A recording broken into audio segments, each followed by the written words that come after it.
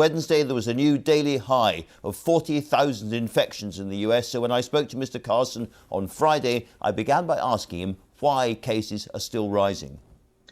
Well, there are a couple of things that really need to be looked at very closely. 40,000. And if you go back a couple of months ago, it was quite a bit less than that, but the mortality rate was much higher.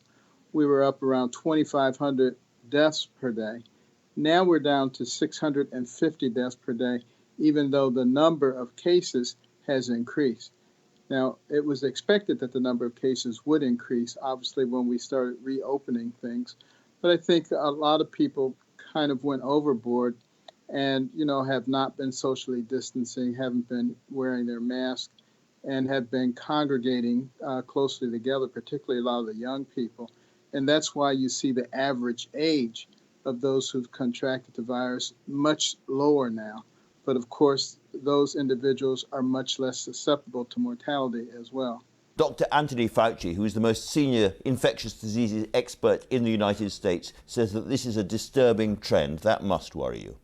Well, it's disturbing that people aren't following the recommendations.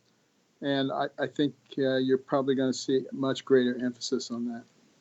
As a response to that, the EU is now talking about banning all Americans from travelling to Europe because of the high rate of infections of coronavirus in the United States. What's your response to that? Well, I think they have to do what they have to do. But I'm very hopeful that we can get people to really listen and to pay attention. I get the impression that in some other parts of the world, people are being very serious about the social distancing, about the wearing of masks, and about the sanitation. And we just have to become that serious again. We did it once, and then I think people were cooped up for such a long time. They just said, oh, it's over.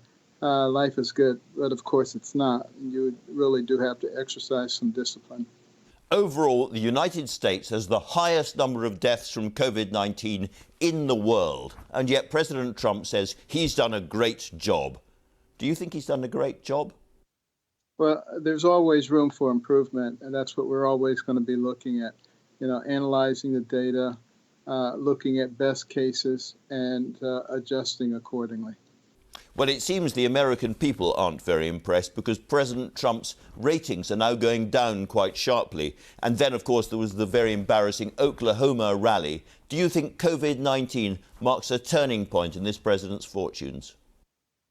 Well, I suspect that probably anybody who was president right now wouldn't be looking too great, quite frankly, because of circumstances that they can't necessarily control. But the election is quite a distance away.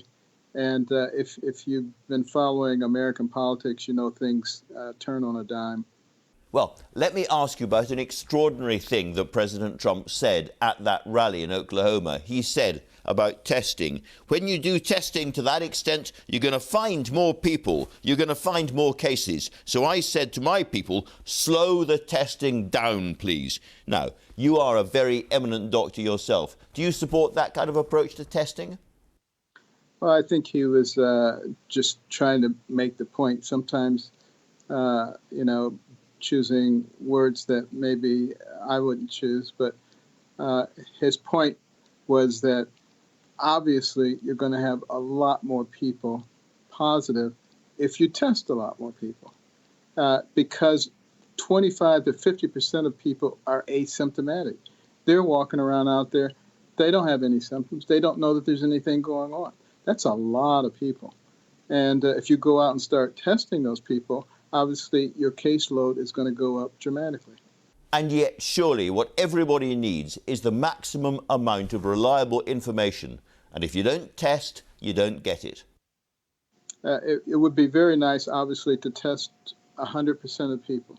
But do recognize that when you test someone, with the rapid test, you may prove that they're negative that day. That doesn't mean they're going to be negative the next day.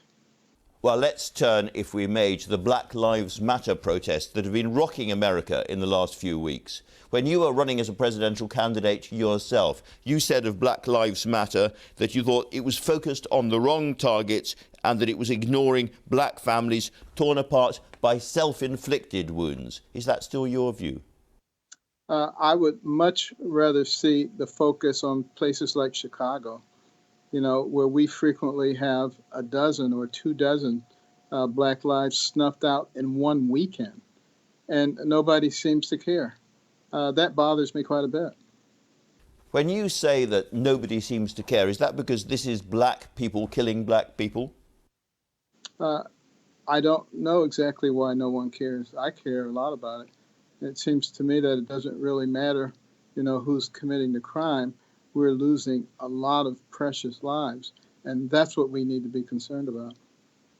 Now, you yourself had a really, really tough upbringing on the streets of Detroit. And when you think back to that time and what is happening on those same streets today, it seems to a lot of people that not much has improved for black families in America.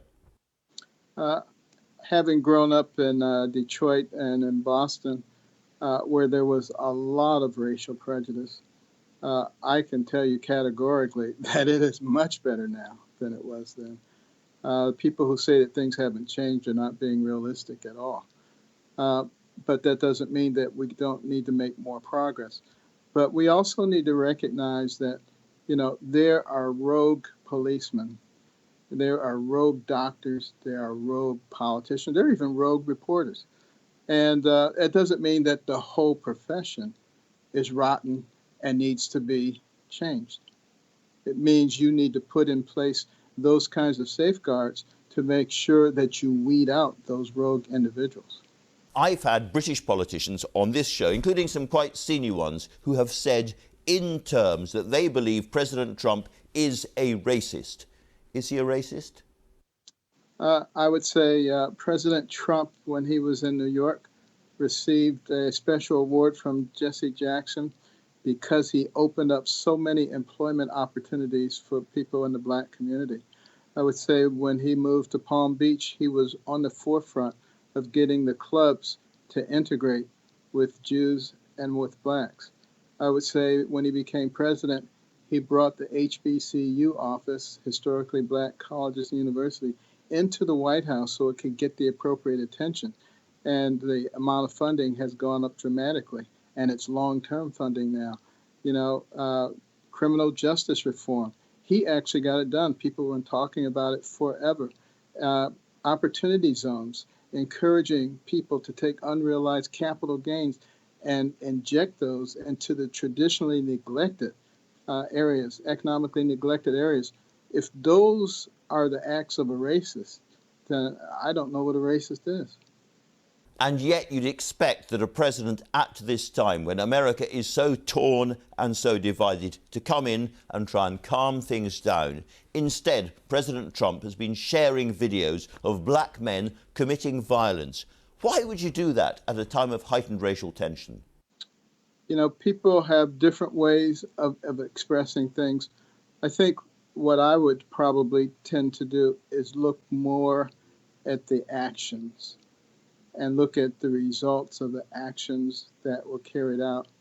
There are a lot of people who talk, and I would always rather look at what their actions are than what their words are. As the only black member of President Trump's cabinet, are you happy with the way that he has dealt with this crisis on the streets of America? Well, it's an area of ongoing discussion and ongoing activity in an effort to resolve and come to a better place.